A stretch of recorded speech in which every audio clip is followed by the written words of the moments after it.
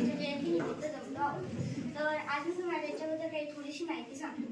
त्यांचा जन्म 1 जुलै 1913 रोजी झाला. ते महाराष्ट्राचे चौथे मुख्यमंत्री होते. त्यांनी सन 1663 पासून 1975 पर्यंत त्यांनी मुख्यमंत्री पद भूषवले. या मुख्यमंत्री पदाच्या दरम्यान त्यांनी शेती व शेतकऱ्यांच्या विकासासाठी अनेक योजना राबवल्या व त्यांना हरित क्रांतीचे जनते म्हणून देखील मानले जाते. तर आजच्या कार्यक्रमाच्या अध्यक्ष श्री सावंत सर यांनी त्यांच्या मुलाला हार घालून दीपप्रज्वलन करावे अशी मी त्यांना विनंती करते.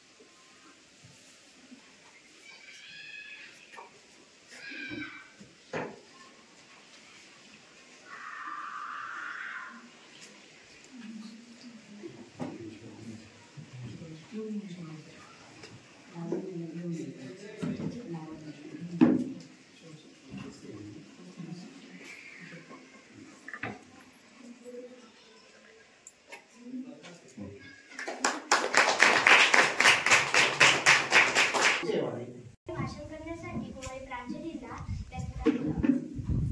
माझे नाव कुमारी प्रांजली घाडेकर. मी इयत्ता 6वी मध्ये शिकत आहे. माझ्या प्रशालेचे नाव प्रगत विद्यामंदिर रामगड तालुका मालवण जिल्हा सिंधुदुर्ग. आज 1 जून म्हणजे श्री वसंतराव नाईक यांची जयंती. त्यांच्या जयंतीबाबत मी तुम्हाला काही 4 शब्द सांगणार आहे. ते तुम्ही शांत चित्ताने ऐकून घ्यावे हीच माझी विनंती.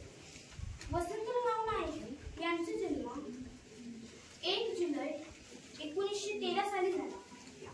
यांना नेहमी असे वाटत असे की शेती संपन्न राहिली तर देश संपन्न राहील, शेती मोडली तर देश मोडतो. उच्च विचारसरणी व हे त्यांचे व्यक्तिमत्व. हे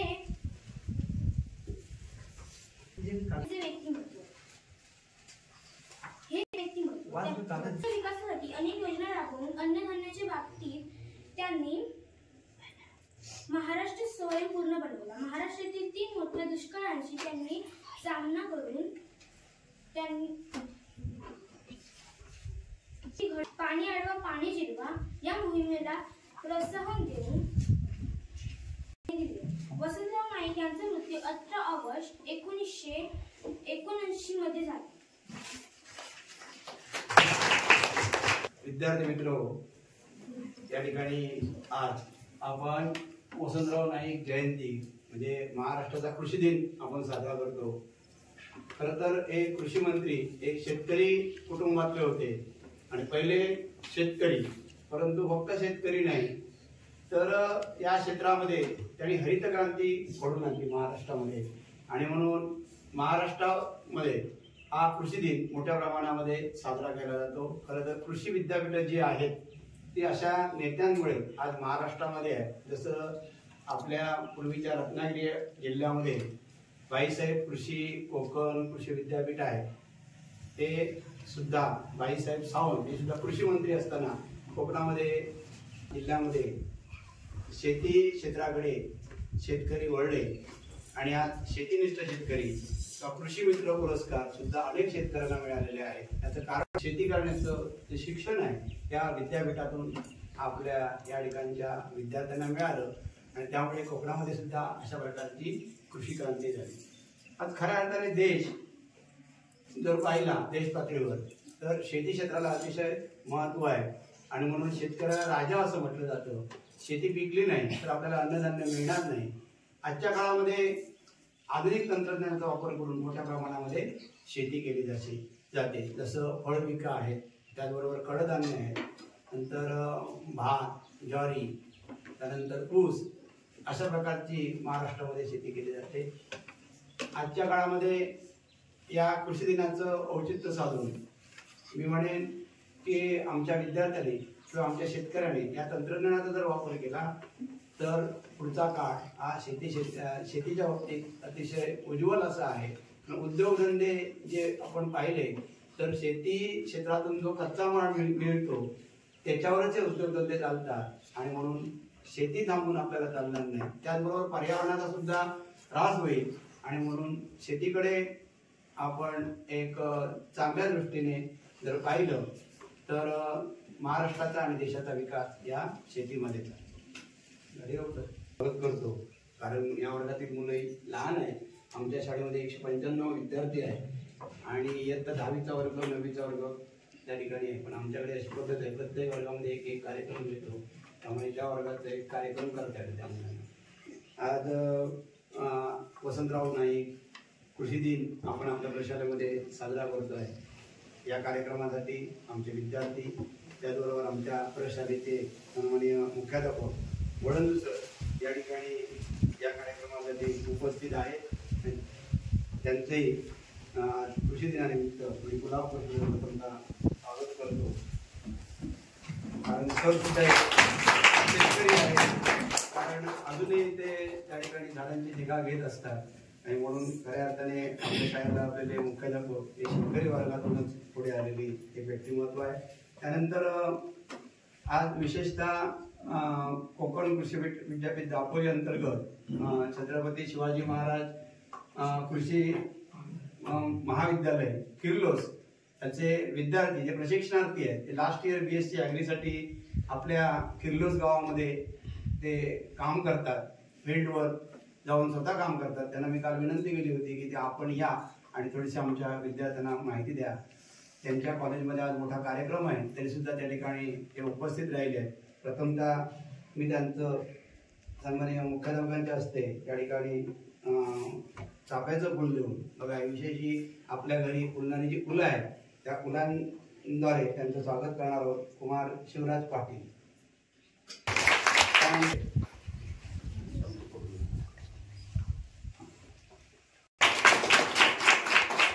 त्यानंतर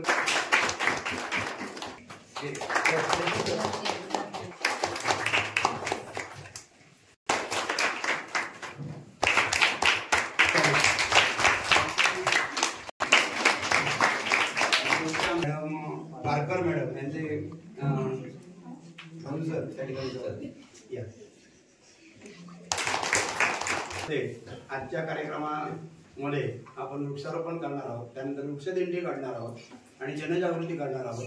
विद्यार्थ्यांना माझं आव्हान आहे की एक वेळ माँ के नाम हा जो प्रोग्राम आहे हा आपण सध्या करत आहोत आणि त्या ठिकाणी आईला घेऊन त्या ठिकाणी झाड लावत आहोत. खरं तर ते जे झाड आहे ही आईची आठवणच आहे आपल्याला आणि जी मातृभूमी आहे ती सुद्धा एक आई आहे आणि म्हणून पर्यावरणाचा ऱ्हास होत चाललेला आहे आणि हा ऱ्हास थांबवायचा असेल तर झाडांशिवाय पर्याय नाही आणि म्हणून शासनाने हा एक उपक्रम सुरू केलेला आहे जेणेकरून विद्यार्थ्यांना त्या वृक्षारोपणाची आवड होईल, संवर्धनाची आवड होईल निर्माण.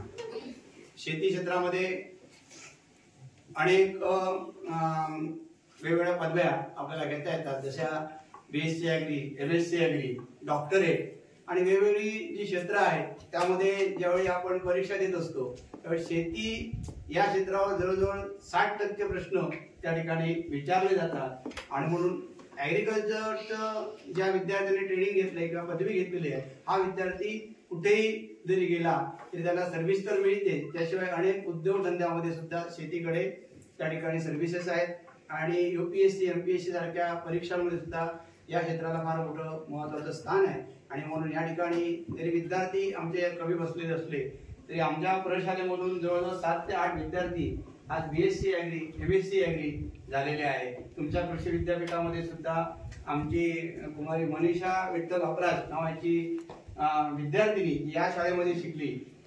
ती प्राध्यापक म्हणून त्या ठिकाणी MSc येऊन मला वाटतं डॉक्टरेट आता ती करते, ती त्या ठिकाणी काम करते. हे या शाळेचं महत्व आहे इथे की आम्ही फक्त कृषी दिन साजरे करत नाही, तर या ठिकाणी विद्यार्थ्यांना या क्षेत्राकडे वळून पदव्या घेईपर्यंत आमच्या संस्थेचं आणि आमच्या या ठिकाणच्या दुर्दक आहे जवळजवळ 7 ते 8 विद्यार्थी या क्षेत्राकडे वळलेले आहेत. त्याच खरं ही जयंती साजरी करताना ते शाळेच्या किंवा संस्थेच्या दृष्टीने अभिमानाची या ठिकाणी गोष्ट आहे अशी मी ग्वाही देतो. मी आता विनंती करतो की आपण जाणार आहात तरी आपल्यामधून कोण जर विद्यार्थ्यांना थोडंसं मार्गदर्शन करतील तर चांगलं होईल. धन्यवाद. माझे कॉलेज छत्रपती शिवाजी कृषी महाविद्यालय ओळख. मी आज आपण 1 जुलै म्हणून महाराष्ट्र कृषी दिन साजरा करतो. तर हा दिवस हरित क्रांतीचे जनक म्हणून ओळखले जाणारे वसंतराव नाईक यांच्या जयंतीनिमित्त साजरा करतो. त्या दिवशी अनेक कृषी क्षेत्रातील व आपल्या शेतकऱ्यांचा म्हणून गौरव केला जातो. त्यांच्या जयंतीनिमित्त आपण हा सन्मान किंवा त्यांचा योगदान अशा वगैरे गोष्टींचा गौरव करतो. तरी आज आपण बघतो की शेतीकडे विद्यार्थी किंवा शेतकरी किंवा तरुण वर्ग हा कमी क्षमतेने किंवा कमी दृष्टीने पाहतो. कारण आज शेती हाच खूप महत्त्वाचा विषय आहे. आज शेतीमध्ये अनेक तांत्रिक किंवा AI लर्निंग माहीत असेल मला, त्याचप्रमाणे अनेक नवीन सुविधा झाल्या उपलब्ध, त्या करून आपण नवीन शेती तयार करू शकतो, त्यातून जास्त उत्पादन घेऊ शकतो. तरी आज आता तुमच्या कोकण क्षेत्रात भात किंवा फळ जास्त उत्पादन घेतलं जातं, पण परंतु जास्तीत जास्त कोकणातील लोक मुंबईला शिकत आहेत की जॉबच्या शोधात किंवा तिकडे स्थानिक आहेत. परंतु तिथली शेती ही शक्यतो जी जुनी माणसं आहेत तीच करतात. परंतु असं न करता तरुण वर्गाने इकडे जास्त लक्ष दिलं पाहिजे किंवा तांत्रिक पद्धतीने नवीन सुविधा आहेत त्या उपयोगी करून भात शेती म्हणा किंवा इथे ज्या गोष्टी पिकवता येतील त्या जास्तीत जास्त उत्पन्न घेऊन त्याचा चांगला प्रभाव केला पाहिजे. आणि जास्तीत जास्त बघितलं तरी शेती हा खूपच महत्त्वाचा विषय आहे. कारण आजकाल शेतीशिवाय कोणतीच गोष्ट चालत नाही आपल्या देशामध्ये. आपला भारत देश हा कृषीप्रधान देश म्हणून ओळखला जातो. त्यामुळे जास्तीत जास्त शेतीकडे लक्ष देऊन उत्पन्न घेऊन किंवा त्याचा जास्त प्रभाव केला पाहिजे ही महत्त्वाची. आणि आज सरकारने अशा भरपूर धोरणा किंवा योजना राबवल्या आहेत, परंतु ते आजपर्यंत शेतकऱ्यापर्यंत गेलेल्या नाहीत किंवा शेतकरी तिथपर्यंत पोहोचत नाहीत. ज्या अजून गोष्टी कराव्या की त्या सरकारने केल्या पाहिजेत. नवीन उत्पादने, बियाणे किंवा तंत्रज्ञानाचा शोध वगैरे करून आपण शेती केली पाहिजे. तरी आज आपण शेती उपलब्ध किंवा माझ्याकडून तुम्हाला कृषी दिनानिमित्त हार्दिक हार्दिक शुभेच्छा. ते सगळे उपस्थित आहे. तरी आपल्याला आता सांगायला आनंद होते की काल आम्ही योगाने KVK मध्ये गेलो आणि तिथं आम्हाला सर भेटले आणि त्यांनी आम्हाला इथे उपस्थित राहण्यासाठी आमंत्रित केले. त्याबद्दल सर आभार तुमचे खूप. आपल्याकडे सर्वात आधी आपण कृषी म्हणून पहिल्यांदा काय बघतो की सुरुवाती उपजीविकेचा एक भाग म्हणून आपण कृषीला बघतो. अश्मयुगातील काळापासून आपण कृषी बघतो म्हणजे उपजीविकेचा भाग म्हणून बघतोय. तर आता ही शेती फक्त उपजीविकेचा भाग नसून यांत्रिकी किंवा अनेक त्यामध्ये सुधारणा होत गेल्या. शेती म्हणजे आपण सुरुवातीला काय बघतो की भात शेती. कोकणात जर मुख्य बघायला गेलं तर भात आणि काजू या पिकांवर शक्यतो जास्त भर दिली होती. पण या भात आणि काजूमध्ये पण आता वेगवेगळ्या प्रकारचे व्हरायटी झाले. हीच शेती आहे. त्या वेगवेगळ्या प्रकारच्या तंत्रज्ञानानुसार वेगवेगळ्या प्रकारचे ब्रीड तयार झाले. शेती फक्त एक उपजीविकेचा भाग नसून एक कला आहे, व्यवसाय आहे. आणि आपण शेती व्यवसाय असून आपण ते भात शेती उगवतो, स्वतःचं पोट भरतो, तसं लोकांचंही पोट भरतो यातून. त्याच प्रकारे आणि शेती फक्त शेतीपर्यंत मर्यादित नाही. त्यामुळे तुमचं मत्स्यपालन आलं, त्याच्यानंतर फुलांची शेती आहे. फुलांच्या शेतीसोबत अजून ऊस आहे, तलाठी, त्यामुळे कृषी क्षेत्रातील गावासाठी मेहनत करायची तेव्हा जे लोकांनी सांस्कृतिका बोलतो ते नंतर पण थोडंसं फिरतो, तिथून थोडंसं. पण आता तेच बघायला गेलं तर खतं आली, तुमची रासायनिक खतं आली किंवा सेंद्रिय खतं आली. त्याच्या मदतीने तुम्हाला कमी तेवढ्याच इंडियामध्ये जास्त उत्पन्न घेऊ शकता. ही शेती आहे. शेती तुम्हाला म्हणायला गेलं तर शेतकरी आज जगाचा पोषण म्हणून ओळखला जातो. शेती आज 60 किंवा 70% आपल्या भारतातील लोक शेतीवर डिपेंड आहे. बॅकबोन म्हणून शेती व्यवसायाला आपल्याला ओळखलं जातं. त्यामुळे व्यवसाय तर खूप आहे, पण व्यवसाय सोबत रसवलं म्हणून शेती करणे महत्त्वाचं आहे. काळाची गरज आहे आणि खरंच खूप आता बघायला गेलं तर आधुनिक टेक्नॉलॉजी किंवा वेगवेगळ्या फील्डमध्ये तुम्हाला जॉब आहे, पण जॉब सोडून आता प्रत्येक ठिकाणी एवढी आता लोक वाढत, लोकसंख्या वाढत आहे, शिक्षण घेणारी लोक एवढी वाढत आहे की प्रत्येक ठिकाणी जॉब मिळणं हे सहज नाही होत, सहज होऊ शकत नाही. कारण काहीतरी शेती तो खूप मोठ्या प्रमाणात आहे आणि यातूनच खूप जास्त लोक आजकाल डिपेंड आहेत किंवा पैसा त्यातून मिळत आहे.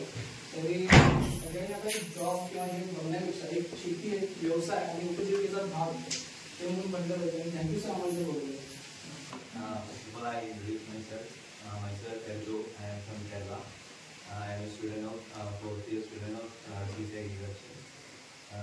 Today we are celebrating Maharashtra Agriculture Day because we all know this is very important and because we remember farmer is our backbone of our society. Agriculture not only give us food or clothing, they all but because job but also jobs for many people. Without farming, we could not able to eat or cook, including wear clothes or anything else. As our colleagues say, in fact, farming is not just for food or anything else. It's an art. We should invest, or in the future we should invest more in agriculture. Farming area and farmers are reducing day by day. You all know that because farming not give income with more in society or cooperative jobs, but farmers get some little bit money from the farming and anything else. So we should promote farmers and more yojanas and schemes are there for farmers and like loans, and there are also many schemes for the farmers in there. So I can't conclude my words. I am not like that properly fluent in English, or my mother tongue is Malayalam. That's why I am not able to speak in English or like that in Marathi. I am not properly fluently in Marathi. Hindi मुझे अच्छा से आता है उतना ज़्यादा. आप मलयालम में बोलेंगे तो मलयालम में बोल सकते हैं മലയാളത്തിൽ ഞാൻ പറയുകയാണെങ്കിൽ ഇന്ന് മഹാരാഷ്ട്ര അഗ്രികൾച്ചർ ദിനമാണ്.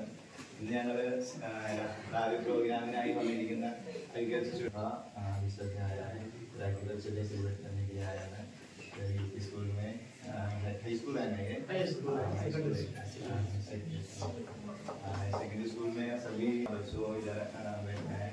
सब मुझे इतना ही बोलने का है, सब फार्मिंग मत छोड़ना. ये फार्मिंग हमें क्या लेता है, फार्मिंग में जाते हैं खेती करने समय मिट्टी लगेगा, वो सबको अगली दिखता है. मिट्टी लगे तो दस्त खराब हो जाएगा, वो सब नहीं है. हमें ना वो आर्ट समझना है, वो इमोशन है. Farming is an emotion. We should invest in farming and the activities we should do in farming. Thank you. आपण महाराष्ट्र आणि मला वाटतं आसाम वगैरे आपली भाषा आसाम, तसं आता आम्ही मल्याळम आज ऐकता आली आम्हाला. खरं तर केरळ म्हटल्यानंतर त्या ठिकाणी पर्यटन आणि नारळ, जसं कोकण आहे तसंच ते केरळ आहे. काय मोठ्या प्रमाणामध्ये पर्यटनाचा व्यवसाय त्या ठिकाणी आहे. शेतीमधून सुद्धा मोठ्या प्रमाणामध्ये आज कृषी पर्यटनाने आज आपल्या जिल्ह्यामध्ये सुद्धा उघडली मोठा वाव निर्माण झालेला आहे विद्यार्थी मित्रांनो.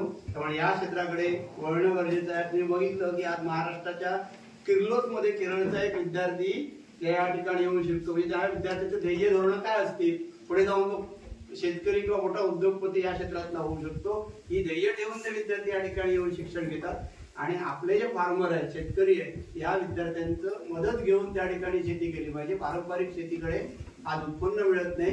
आपण पारंपरिक शेती सोडून आधुनिक शेतीकडे वळूया, ते या विद्यार्थ्यांकडून आपल्याला या ठिकाणी दिसतं. खरं तर काल किर्लोस्कच्या विद्यापीठाने कृषी विद्यापीठाने आपल्याला 10 ते 15 झाडं आयुर्वेदिक औषधी दिलेली आहेत. वनस्पती त्याच्यामध्ये बेल आहे, त्यानंतर फुलझाडं आहेत, त्यानंतर म्हणजे आपण बकुळा आहे, नंतर सुरंगीची झाडं आहेत त्याच्यामध्ये अशी 10 ते 15 झाडं आपल्याला त्यांनी उपलब्ध करून दिल्या. त्या ठिकाणी त्या संस्थेचे उपाध्यक्ष प्रदीप सावंत आणि त्या ठिकाणी असणारे डॉक्टर काजरेकर आणि दुसरे एक कृषी तज्ज्ञ आहेत सावंत म्हणून. या लोकांनी आपल्याला ही झाडं दिलेली आहेत. त्यांचे या ठिकाणी प्रचाराचे वतीने खरं तर मी आभार त्या ठिकाणी व्यक्त करतो. ते झाड घेऊन का लावणार आहोत तुम्हाला शिसमचं पण झाड आणलेलं आहे, सागाचं पण झाड आपण शाळेसाठी आणलेलं आहे की जेणेकरून विद्यार्थ्यांना ते झाड काय आहे, त्याचे आयुर्वेदिक गुणधर्म काय हे समजावं आणि म्हणून आपल्या शाळेच्या परिसरामध्ये ही झाडं लावणार आहोत. कृषी दिनाचं औचित्य साधून मी हे बेलाचं जे झाड आहे हे मी अजून झाड आहेत आपल्याकडे बेलाची सरांना शाळेतर्फे प्रेझेंट देतोय. पुढच्या वर्षी सुद्धा कृषी दिनाला सरांनी यावं हा त्याच्यासाठी